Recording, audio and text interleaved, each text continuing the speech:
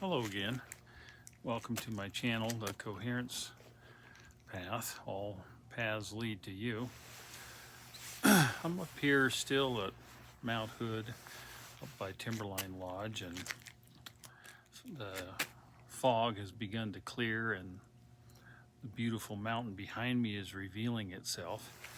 Let's see if I can zoom in a little bit. No, that didn't work. Well, you know, it's a learning process. Anyway, it's a beautiful mountain up here. It's pretty quiet. Um, yeah, I just hear the subtle voices of people up by the lodge. This little path behind me leads to this building I'm standing next to for the ski lifts. But and there's some kids around the corner playing in the snow with their mom. But other than that, the small bit of activity, it's pretty quiet up here. And I was trying to, focus with the iPad on the mountain behind me, and I just couldn't see it. I was looking and I was looking. I'm like, why can I stand here and look directly at the mountain and see it, but on the iPad camera, I just can't see it at all. Is it not picking it up? I'm like, what the heck is going on? All I saw was some mist and some trees, and then it dawned on me that I didn't have the camera faced the right way, because you can make the view, go the other way. Nor did I see myself as I do now. And it brings up the subject of this video, and that is sometimes we don't see things. Sometimes we just are blindsided by something because we're not aware of it. I play chess online with a couple of my loved ones, and it's fun. I'm not good at chess, I wouldn't say. I get beat fairly regularly, but I just enjoy playing chess. And last evening I was playing chess and speaking to the person I was playing with on the phone, and as we were talking, we were each making our moves, and then all of a sudden I was checkmated at the very beginning of the game. All of a sudden it was over, and I was shocked. I was like, wow, how did that happen? I just didn't see it coming.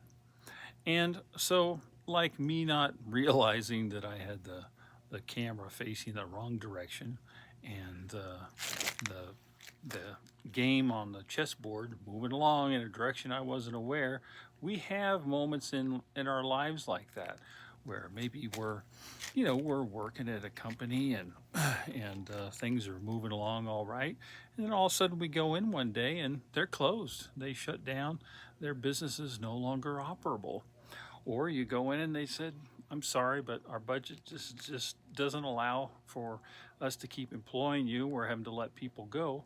Or you go in and they just say, well, don't show up next week for whatever reason. Sometimes there's things that happen that there's no warning for, or you just don't understand. So how do we find any sort of peace of mind in those situations? I remember years ago, I dated a person. It wasn't for very long, but I thought it was going along great. I thought, well, this is meaningful. And then it was only after about a month, the other person, she said, well, I'm just not into it, and I'm into it. So that was a shock to me. I was like, well, this doesn't make any sense. It seemed like we were on the same page about everything. And I can remember being on the other end of that in my life too, where I dated somebody and I just felt, for whatever reason within myself, that it wasn't that there was anything wrong with the other person, but I just didn't feel it was the path to go. And sometimes those moments are graceful, and sometimes they're not. Like right now, the sun decided to come out. It's shining right in my eyes, and you probably see that my sun is much brighter than it was, and I'm having to squint my eyes. And, that's perfectly okay. My eyes are adjusting, and it's not going to last for long because there's enough clouds in the sky. But I didn't expect that. I thought, this is a pretty good place to set up the iPad and the camera and shoot a video. It's a nice shaded spot next to the building, and this will be perfect. And then things changed right in the middle of shooting the video. And I'm not going to move the camera. I can deal with squinting a little bit. I do that when I'm driving. So things happen sometimes in life that we don't expect. Maybe there's a health situation. Now, up here on Mount Hood, I have many fond memories of going skiing down these slopes with my youngster when it was winter and there was lots of snow. And you know, I didn't start skiing until I was, I don't know, 56 or 57. I don't know, only like 4 or 5 years ago. And the first time I went maybe 20 yards on those skis, the words in my head were like, what the hell? Why did I wait this long to do this? It's the most fun thing I've ever done. I mean, skiing is a blast. In my next life, maybe I'll just come back and be like a national park employee and teach skiing, or maybe I'll live near a mountain like this and go skiing all the time, because it's a blast. It's so much fun.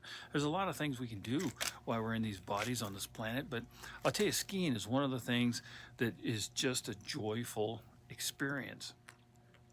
And I came up here skiing one time, and I had an experience, excuse me, that I didn't expect. My youngster took off.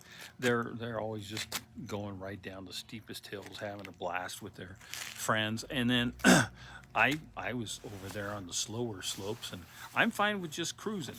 It's just like when I'm driving, I don't have to drive 1,000 miles an hour. It's no big deal to me to go fast. I prefer to just kind of gently cruise. And I was just gently cruising down the little slope over there, enjoying myself, turning and braking and, just having fun. Well, one of my skis caught something, or, caught the other ski. I don't know how it happened, but my ski pole got stuck and it got behind me, and it tore my rotator cuff in my shoulder. Now, when it happened, I immediately knew, because my body was in a state of shock, that something significant and fundamental happened to my shoulder. It wasn't like a little sprain or, a torn muscle or anything like that. I knew that it was something major. And I could feel my body shaking. You sort of get this state of being outside of your body. That's what shock is like. And so, sure enough, I ended up going to a surgeon to have it. They put some dye or something in my body or whatever, and they took these photos with this the scanning machine. And sure enough, the tendon had been totally torn off the bone. And, there's really nothing you can do about that except get surgery, which I haven't been able to do yet. And I went through almost, I don't know, a year and a half to 2 years of intense, severe pain. I couldn't sleep for but maybe an hour and a half a night. And that was a completely and totally unexpected situation. And there wasn't anything that I did to lead up to it. It wasn't as if I was negatively thinking about skiing. I wasn't like thinking evil of other people because they were better skiers than me. There was nothing in my field of consciousness that was adding to my own decisions and feelings about skiing. It just was an event that happened. Now, I did learn a lot through that experience, because the intense pain and the sleeplessness allowed me to challenge my own consciousness to be able to be at peace and be at rest even within those situations. So I learned a great deal from it. And if that was the purpose of it, then that's perfectly fine. And maybe that's something that I sort of consciously chose either before I came to this body or some part of my awareness that is in all things decided, well, why don't we have the avatar Stefan have this experience and see how he does? And I would like to say that I came out of it with flying colors because I faced the situations and I continued to work. Even when that situation happened, my shoulder, I forgot about this, was actually dislocated. So I could only move my arm probably about 10 to 12 inches, but only in front of my body. So I'll back up a little bit. And so I could only move my arm like this. That's it. I couldn't pick my arm up, and I couldn't rotate it at all. And at first, I didn't understand. I thought, well, maybe it's swollen, and that's why I can't move it. And I remember I was working up at a beach house, putting these huge beams underneath it, postings, and I was down underneath this building, in this crawl space with a sledgehammer, and all I could use this one arm for was to hold the beam kind of at the base where my knees were because I was kneeling down, and then I used the other arm to slam those beams in with a sledgehammer. I had to do it with one hand basically, and I couldn't move that arm. And after I don't know, must have been 2 or 3 weeks, and I'm kind of a blockhead. I should have probably gone to the doctor first thing. Hey, you can't move your arm. Maybe there's something wrong with it. And but I didn't think about that. I just thought, well, it'll probably resolve itself. But eventually, the pain was so intense and I couldn't move my arm. I thought, what? There's something wrong with my arm. And I just went into a conscious state where I commanded my consciousness to figure it out. I said, solve this problem and solve it. I can't live like this. This is ridiculous. And I was very firm and I was very adamant. And I had done this before in situations and had had my body heal itself or do different things that helped me out. And in this situation, this is quite interesting. So I kept going skiing because my kid, and their friends wanted to go, but I wouldn't go on the slope. I just walk around. And I was up here with them and 2 of their friends, and they were skiing, and I was basically acting like the butler, bringing them food and snacks and stuff when they would come back up. And so one of the kids said that they wanted a sandwich. So I went to the car, and as I headed across I was skiing though on the bunny slope, or the little kid slope over here though. I was just doing it very gentle. I wasn't doing anything that was gonna jeopardize me falling on my shoulder or stress it, because it was painful. But anyway, I had to go across to the parking lot in my ski boots. And I don't know if you've ever walked in ski boots on anything really, whether it's dirt or a parking lot pavement. It's pretty difficult because the boots put you at an angle, and you can't move your ankles like, you can't move your ankles like this, so you can't pivot your foot. So you're just walking sort of stiff ankled, and kind of at a pitch. Anyway, it's very uncomfortable if you've ever done it. So this is a day or so after I'd told my consciousness, fix whatever's wrong with my arm. So I'm walking over toward the parking lot, and it's freezing cold out. It's probably, 25 degrees. Snow everywhere, and it's snowing on top of it. The parking lot's packed. There's ice all over the ground and I'm having to be very, very careful going over the parking lot because I can barely walk in these silly ski boots, and then they're kind of slick on the bottom. So I creep over and I just make it to this concrete barrier that I have to actually step over to get to the main part of the parking lot. And I step over in between where there's an empty parking spot.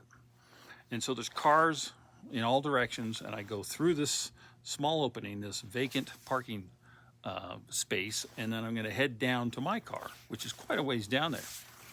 So as soon as I step over the wall, I get my bearings and I start walking forward. Well, You know, I still can't explain how it happened, but within a split second, I had slipped, and somehow my feet, I've never had this experience in my life that I can remember, except for maybe when I was a kid and I fell out of a tree. But I was walking on the pavement. Somehow I slipped, just like a cartoon, slipped so fast that my feet went up in the air and they were above my head, because I distinctly remember my head being below my feet and I was looking up at my own feet, the ski boots.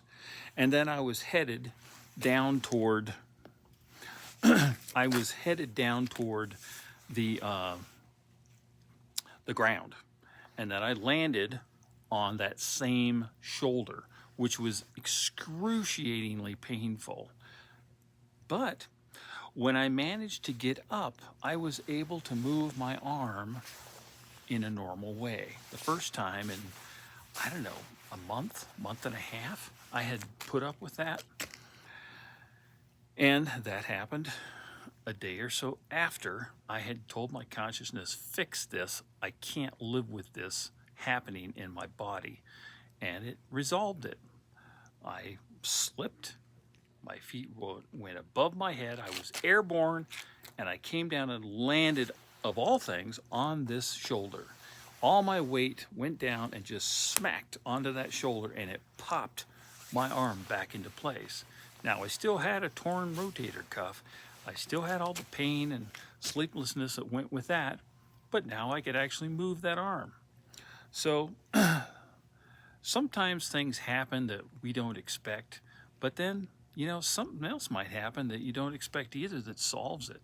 So if you're having a situation in your life where, well, maybe you don't understand why it's happening, allow yourself to maybe entertain or believe or trust in the possibility that something else could happen that would resolve it or give you a new opportunity to do something different. And that's really what this video is about today, is we're all going to face situations that we don't understand, that maybe we don't expect. And the thing is, you know, life will go on. Things will move forward. Doesn't mean they'll always be easy. I still had to deal with a sore shoulder, and still do. If I put too much weight on that shoulder, it hurts pretty awful, and it may hurt all day or the next day. But I've gotten by with it for the last, I guess it's probably 3 years now, and life has moved on. I've done many other things. So if you have an occasion that something occurs, and maybe if you remember a situation, you know, you don't understand why it happened, just let it go. As best you can, just let it go. Because the space that you're holding for the thing that you're not letting go of is an opportunity for you to take that energy and attention and move it towards something else that really serves you.